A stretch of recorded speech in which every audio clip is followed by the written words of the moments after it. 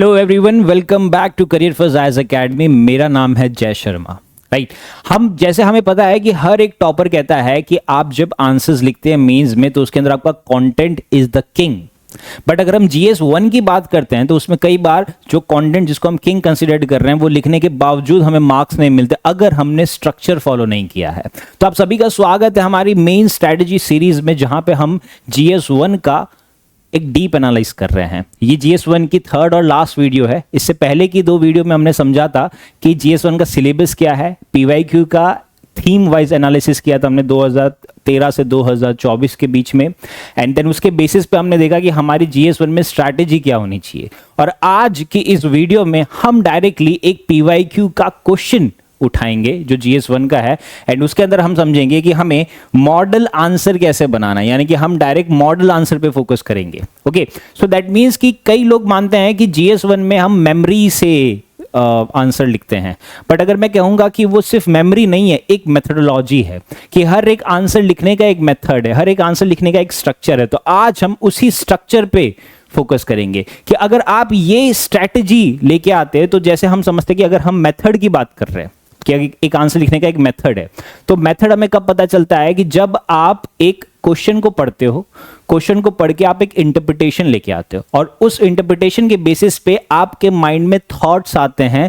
But सवाल बनता है कि आप वो थॉट्स को ऑर्गेनाइज कैसे करोगे, यानी कि कंटेंट बनाना एक अलग टास्क है और वो कंटेंट्स को ऑर्गेनाइज करके आंसर लिखना, ताकि आप 11 मिनट में 15 मार्क का सवाल लिख पाओ। बट द कंडीशन इज कि आपका क्वेश्चन से रेलेवेंस नहीं छूटना चाहिए।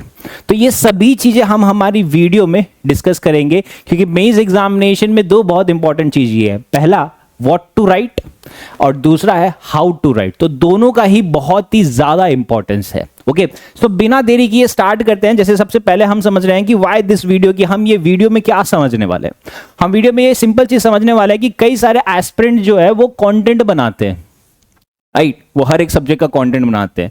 वो NCERTs पढ़ते हैं। ओके, अगर हिस्ट्री की बात करें तो NCERTs पढ़ रहे हैं, वो स्पेक्ट्रम पढ़ रहे हैं, एंड अपार्ट फ्रॉम दिस कई सारे करंट अफेयर्स के न्यूज इवेंट्स पढ़ रहे हैं। बट जब ये सारा कंटेंट वो एक साल तक पढ़ता है और जब वो पढ़ के हम उसको कहते हैं कि आप ये 15 मिनट में आप ये 11 मिनट में 15 मार्क का एक सवाल लिख के बताइए, तो वहां पे कई सारे फेल हो जाते हैं। तो यहां पे बात क्या आ गई कि हमें कंटेंट बनाना इज वन टास्क, बट वो कंटेंट को कन्वर्ट करना into answer writing, that is a different task. So ये वीडियो में जैसे हमने कहा कि हम आपको ये नहीं पढ़ा रहे हैं कि कंटेंट कैसे बनाना है, ये हम पहले की दो वीडियो में डिस्कस कर चुके हैं। अब हम ये कर रहे हैं कि जो भी कंटेंट आपने बनाया है वो कंटेंट को आपको आंसर में कन्वर्ट कैसे करना है। So we are teaching the conversion, कि कंटेंट से आप आंसर राइटिंग में कैसे कन्वर्ट हो सकते हो, हम उस पे ज्यादा फोकस करेंगे। राइट, तो यहां पे जो मेजर आप जो कंटेंट बनाते हैं एंड जो स्कोरिंग जिस पे डिपेंड रहती है, वो डिपेंड रहती है कि आपका आंसर का स्ट्रक्चर क्या है, आपके आंसर में कितनी क्लैरिटी है, एंड अबव ऑल आप उसको किस तरीके से प्रेजेंट करना चाहते हो। ओके, ये सब हम समझेंगे। हम एक एक्चुअल PYQ उठाएंगे जो GS1 का पार्ट रहेगा, एंड देन उसका हम एक मॉडल आंसर बनाएंगे। बट रिमेंबर, हम यहां पे मेमोरी के बेसिस पे मॉडल आंसर नहीं लिख रहे, हम एक मेथड के बेस पे कर रहे हैं कि एटलीस्ट एक स्ट्रक्चर आपको पता होना चाहिए कि आपका आंसर लिखना कैसे है। ठीक है, सो बिना देरी किए स्टार्ट करते हैं, जिसके अंदर हम देखेंगे कि पहला PYQ क्या हमने लिया है। तो ये सैंपल PYQ है, 2022 में UPSC पूछ चुका है। अभी क्वेश्चन में बोला गया है, बहुत ध्यान से पढ़ना क्वेश्चन को, that how is the growth of tier 2 cities related to the rise of new middle class with an emphasis on the culture of consumption। यानी कि यहां पे क्या बोला गया है कि जो टायर 2 cities है, फॉर एग्जाम्पल नागपुर है, इंदौर है, कोयम्बतूर है, सूरत है, these are all tyre 2 cities। तो सवाल पूछा गया है कि जो टायर 2 cities में ग्रोथ हो रहा है उसके अंदर जो न्यू मिडिल क्लास आया है उसका क्या पार्ट रहता है, क्योंकि न्यू मिडिल क्लास में हमें एम्फेसिस करना है कि ये मिडिल क्लास जो आया है वो उसका जो कंजम्पशन है उस कल्चर में कई सारी चीजें चेंज आई है। अब यहां पे एक चीज समझनी है, ये क्वेश्चन क्यों पिक किया गया है, क्योंकि इसके अंदर 3 सब्जेक्ट का रेलेवेंस है। पहला है tier 2 cities, that is human geography. फिर आ रहा है new middle class, that is society, and then आया है culture of consumption, that is हमारा कल्चर, आर्ट एंड कल्चर। ठीक है, कि कल्चर किस तरीके से इवॉल्व हुआ है। तो यहां पे एक क्वेश्चन में 3 चीजें आई गई है, तो यही चीज जो है GS1 को ट्रिकी बनाता है। ओके, कि कई बार ऐसा होता है कि GS2 और GS3 में क्वेश्चन इतने ट्रिक नहीं होते, बट यहां पे क्वेश्चंस को थोड़ा सा ट्रिक करके यूपीएससी पूछता है। अब जो हमें आंसर लिखना है, तो हमें तीनों को बारे में फोकस करना पड़ेगा। हमें ह्यूमन ज्योग्राफी के बारे में फोकस करना पड़ेगा, हमें सोसाइटी के बारे में फोकस करना पड़ेगा, एंड हमें कल्चर के बारे में भी फोकस करना पड़ेगा। ठीक है, तो यहां पे यूपीएससी ने क्या किया है कि ये क्वेश्चन क्या रिफ्लेक्ट करता है, ये यूपीएससी का रिफ्लेक्ट करता है कि यूपीएससी स्टैटिक सिलेबस को यूज करता है और फिर उसको करंट के साथ इंटीग्रेट करता है। तो इसके अंदर स्टैटिक क्या है, tier 2 cities, human geography, society, new middle class, culture, art and culture. तो ये स्टैटिक है। अब ये स्टैटिक को करंट से क्या किया कि टायर 2 सिटीज में ग्रोथ हो रहा है, उसमें न्यू मिडिल क्लास का क्या रोल है, जिनका कल्चर कंजम्पशन काफी ज्यादा बदल चुका है। ओके, तो यहां से हमें क्वेश्चन समझ आ गया। ठीक है, अब क्वेश्चन को हम थोड़ा सा और ब्रेक डाउन करते हैं to understand the question directive. अब यहां पे क्वेश्चन में डायरेक्टिव क्या है, that how is X related to Y. ठीक है, तो यहां पे क्वेश्चन ही बोल रहा है कि आपको इंटरलिंक करना है। अब यहां पे क्या रिलेशन आ रहा है कि how the growth of tier 2 cities is related to new middle class. तो यहां पे how X is related to Y, that is the how the growth of tier 2 cities is related to the consumption, the cultural consumption of new middle class. Okay, अब ये question के अंदर 3 keywords है। जैसे पहला कीवर्ड आ गया tyre 2 cities, दूसरा आ गया न्यू मिडिल क्लास, और तीसरा है कल्चर ऑफ कंजम्पशन। ये हम तीनों ही कीवर्ड को बहुत ही बेटर वे में समझते हैं। जैसे अगर मैं पहला कीवर्ड को ब्रेक करते हैं, that is the tyre 2 cities. तो जब भी आपको आंसर लिखना है तो आपको एक्चुअली एक टायर 2 सिटीज के बारे में इमेजिन कर लेना है। फॉर एग्जांपल, आप इमेजिन कर रहे हो, let's say Nagpur is a tyre 2 city जो ग्रोथ हो रही है। सिमिलरली सूरत टायर 2 सिटी ग्रोथ हो रही है। इंदौर जो टायर 2 सिटी है ये भी ग्रो हो रहा है। तो इस तरीके से आपने क्या किया कि एक ज्योग्राफिकल लोकेशन पकड़ ली कि आपने अपने आंसर में ये चीजें बतानी है। फिर जो इसका दूसरा पार्ट है, that is the second keyword है। सेकंड कीवर्ड क्या है, सॉरी, ये सेकंड कीवर्ड है न्यू मिडिल क्लास। अब यहां पे बहुत इंपॉर्टेंट चीज है, ठीक है, क्योंकि यहां पे जो एक आता है मिडिल क्लास, मिडिल क्लास का हमें पता है कि इसका मतलब क्या है, इकोनॉमिक स्टेटस। ये मिडिल क्लास एक इकोनॉमिक स्टेटस है, बट यहां पे एडिशन क्या किया गया है, न्यू मिडिल क्लास। ना यहां पे पूरा मतलब ही चेंज हो जा रहा है कि ये न्यू मिडिल क्लास के है ना अलग अलग चीजें रहती है। जैसे नया मिडिल क्लास में क्या आया है, first of all as compare to the old middle class, new middle class में एस्पिरेशंस आए हैं कि वो काफी ज्यादा एस्पिरेशनल है, फर्स्ट थिंग। सेकेंड थिंग जो है न्यू मिडिल क्लास में कि इसके पास डिजिटल एक्सपोजर बहुत ज्यादा है, कि पहले वाले मिडिल क्लास वाले डिजिटल एक्सपोजर इतना ज्यादा नहीं था। फिर जो थर्ड है कि ये सब चीजों की वजह से न्यू मिडिल क्लास में जो स्पेंडिंग पोटेंशियल है वो काफी ज्यादा है, कि न्यू मिडिल क्लास खर्चा बहुत करना चाहते हैं, बस उनको चीज सही मिलनी चाहिए। सो जैसे ही वो चीज सही मिल जाएगी वो खर्चा करने लग जाएंगे, राइट। सो ये सेकंड कीवर्ड हो गया। अब जो थर्ड कीवर्ड है, third keyword is the culture of consumption. Now culture of consumption में कैसा है कि एट प्रेजेंट क्या है, एट प्रेजेंट हमारा कल्चर क्या है कि कल्चर ऑफ कंजम्पशन किस पे डिपेंड करता है,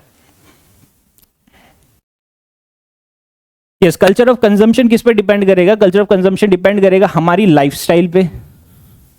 अब लाइफस्टाइल एक ऐसी चीज है जो रोज इवॉल्व हो रही है, तो जो हमारी लाइफस्टाइल है, जो हमारी हैबिट्स है, ये सारी चीजें क्या बताती है, हमारी कल्चर ऑफ कंजम्पशन बताती है। फॉर एग्जांपल कि आज के टाइम में हम देखते हैं कि ओटीटी प्लेटफॉर्म बहुत ज्यादा चल रहा है, तो जो न्यू मिडिल क्लास है वो ओटीटी पे ज्यादा पैसा स्पेंड कर रहे हैं, कि आज के टाइम में सबके घर पे नेटफ्लिक्स का रिचार्ज है, सबके घर पे हॉटस्टार का रिचार्ज है।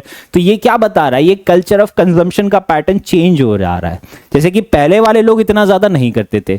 इसके अलावा हम कह रहे हैं कि जो कल्चर ऑफ कंजम्पशन में हाउसिंग भी आ जाएगा। अब लास्ट ईयर एक रिपोर्ट आई थी कि दिवाली जब फेस्टिव सीजन आता है तो इस बार एक्सपेंडिचर लोगों ने कपड़ों पे कम किया। तो फिर रिपोर्ट पता चली कि ये खर्चा तो लोग कर रहे हैं बट कपड़ों पे कम करके एक्सपीरियंस पे ज्यादा खर्चा कर रहे हैं, कि लोग एक्सपीरियंस करना चाहते हैं। एक्सपीरियंस इन द सेंस कि लोग अपना हाउसिंग डिकॉर पे ज्यादा खर्चा कर रहे हैं, लोग एजुकेशन पे ज्यादा खर्चा कर रहे हैं, लोग अपनी हेल्थ पे ज्यादा खर्चा कर रहे हैं। तो ये क्या है, ये कल्चर ऑफ कंजम्पशन है, राइट, कि ये कल्चर ऑफ कंजम्पशन चेंज हो जा रहा है। तो यहां से आपको आपका आंसर का स्ट्रक्चर माइंड में आ गया होगा कि टायर 2 सिटीज में ग्रोथ क्यों हो रही है, क्योंकि नया मिडिल क्लास जिसके पास डिजिटल एक्सपोजर है, जिसके पास एस्पिरेशन है, स्पेंडिंग पोटेंशियल है, उसका कल्चर ऑफ कंजम्पशन चेंज हो रहा है। क्यों चेंज हो रहा है, क्योंकि कल्चर ऑफ कंजम्पशन में वो लाइफस्टाइल पे खर्चा करना चाह रहा है, वो एक्सपीरियंस पे खर्चा करना चाह रहा है, तो वो कई सारी चीजों पे स्पेंडिंग वेरी कर रहा है। तो इसके वजह से टायर 2 में ग्रोथ हो रही है। तो यहां से हमें समझ आ गया the directive of the question, ठीक है, हमें क्वेश्चन डायरेक्टिव समझ आ गया।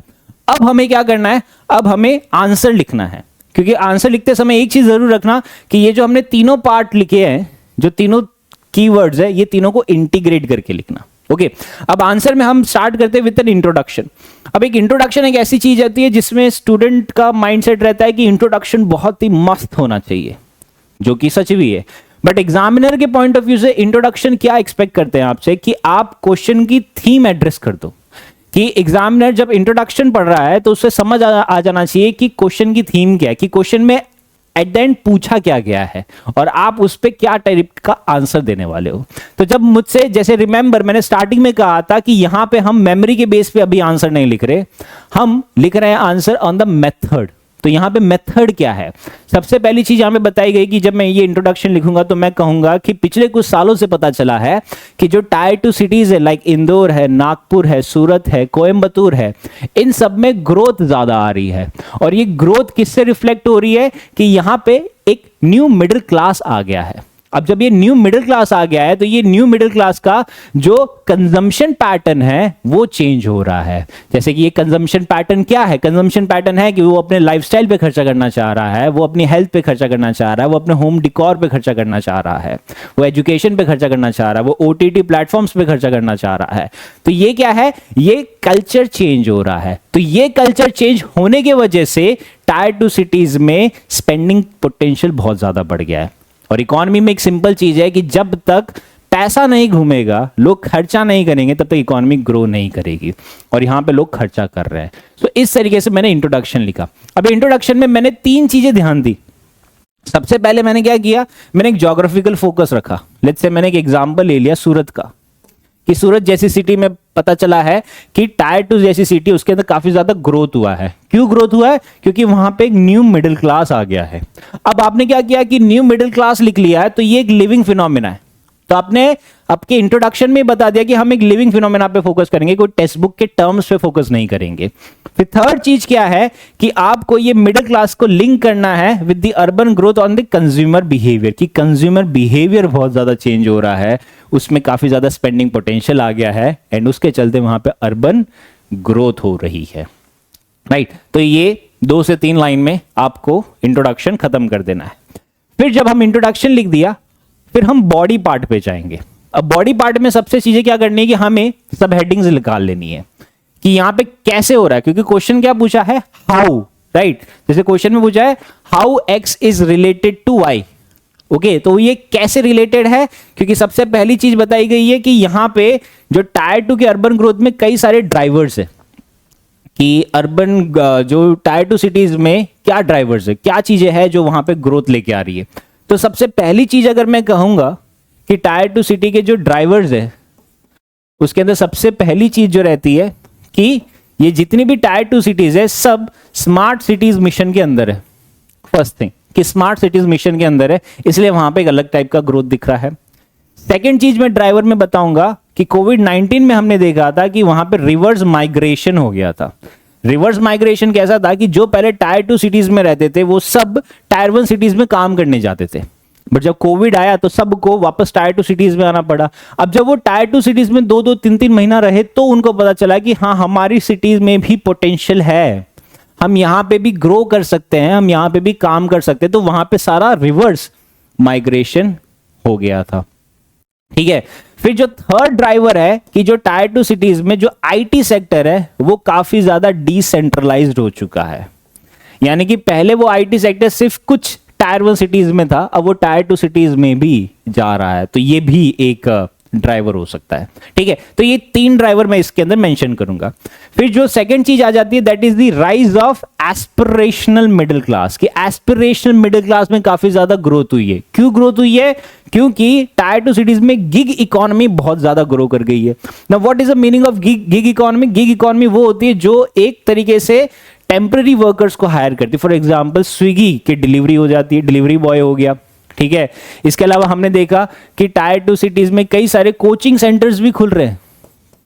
फॉर एग्जाम्पल कोटा, तो कोचिंग सेंटर्स के जो ओनर्स है, जो टीचर्स है, वो भी अच्छा खासा पैसा कमा रहे हैं, even though they are part of the gig economy, right, कि वो टेम्पररी वर्कर है, वो परमानेंट वर्कर नहीं है।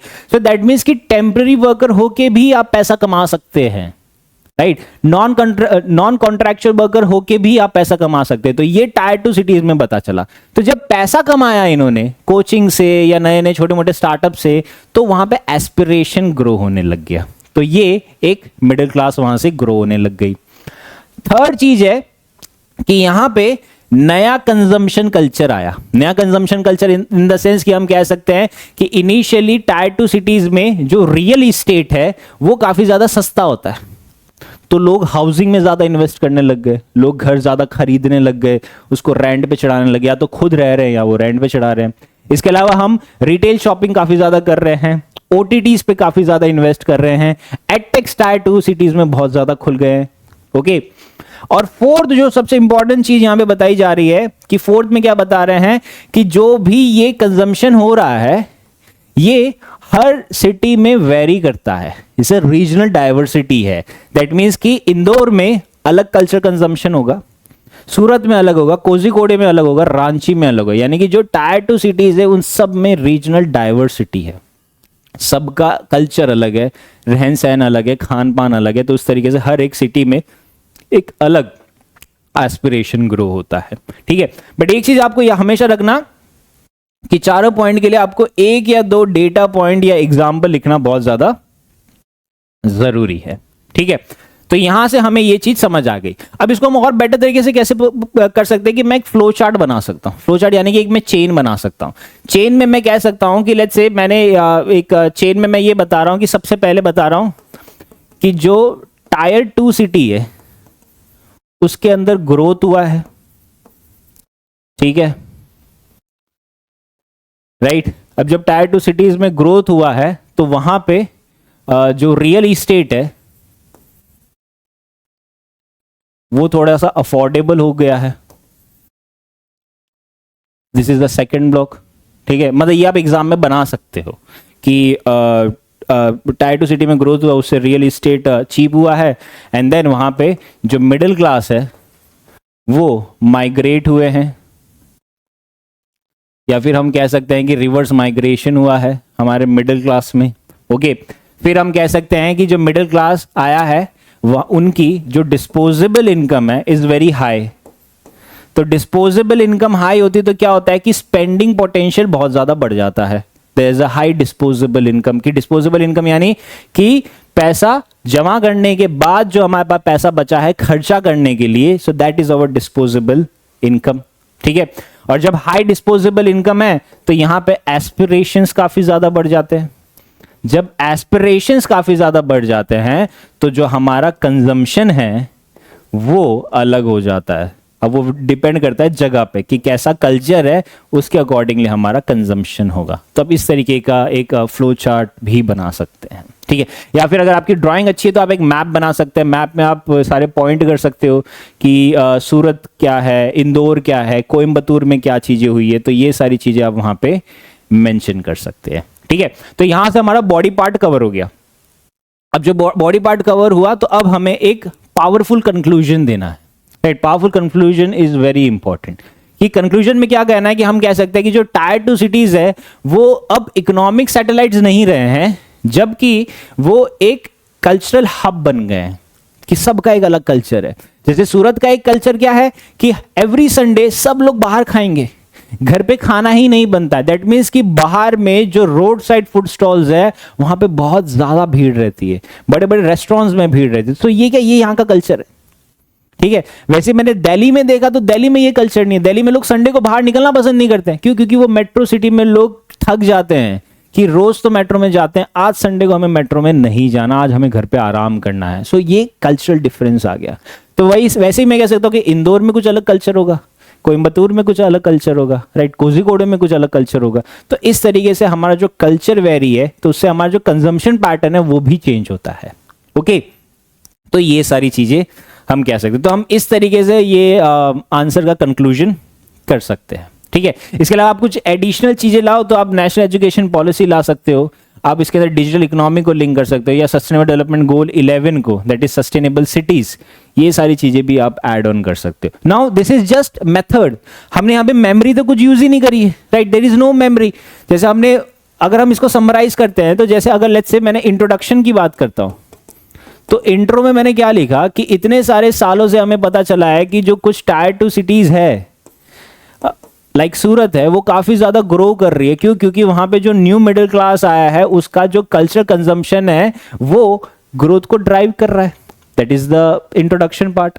फिर अगर मैं बॉडी पार्ट में आऊंगा तो बॉडी पार्ट में मैंने कई सारी चीजें बताई है कि ये क्यों हो रहा है, क्योंकि इसके ड्राइवर्स क्या है। ठीक है, हमने कहा कि इसके ड्राइवर्स क्या है, the drivers of tier 2 growth city. हमने फिर बताया कि कुछ एस्पिरेशंस है। ठीक है, तो इस तरीके से मैंने 3 से 4 पॉइंट इसके अंदर मेंशन किए हैं। फिर मैंने एंड में कंक्लूजन बता दिया। तो आप इस तरीके से अपने आंसर को मॉडल आंसर बना सकते। दैट मींस कि मैंने अभी तक यहां पे मेमोरी यूज नहीं करी। मेमोरी इन द सेंस कि डेटा डालना, बहुत सारा फैक्ट्स डालना, वो सब अभी तक मैंने नहीं डाला है। मैंने सिर्फ एक मेथड डाला जिससे मेरा एक स्ट्रक्चर बन जाता है। ठीक है, तो इस तरीके से हम ये आंसर कर सकते हैं। ठीक है, जो फाइनल टेक अवे है वो ये है कि हमें हमेशा क्वेश्चन का डायरेक्टिव समझना बहुत ज्यादा जरूरी है। ओके, इसके अलावा हमें जो इंट्रोडक्शन है, जो कंक्लूजन है, वो कभी जेनरिक नहीं लिखना है और ना ही कभी वो वेग वे में लिखना है। हमें micro examples every time use करने, हमें सिटीज के बारे में बताना, हमें स्कीम्स के बारे में बताना है, कल्चरल शिफ्ट के बारे में बताना है कि what is a cultural shift जो अभी आपने रिसेंटली रखा है। ठीक है, आप 3 से 4 सब हेडिंग्स रखिए, इससे ज्यादा मत रखिए। ओके, ट्राई कीजिए मैप ड्रॉ करने का या डायग्राम का, अगर आपका उस समय दिमाग चल रहा है या आप कुछ उससे कनेक्ट कर पा रहे हो तो। ठीक है, और 15 मार्क क्वेश्चन के रेगुलर प्रैक्टिस कीजिए एवरी वीक।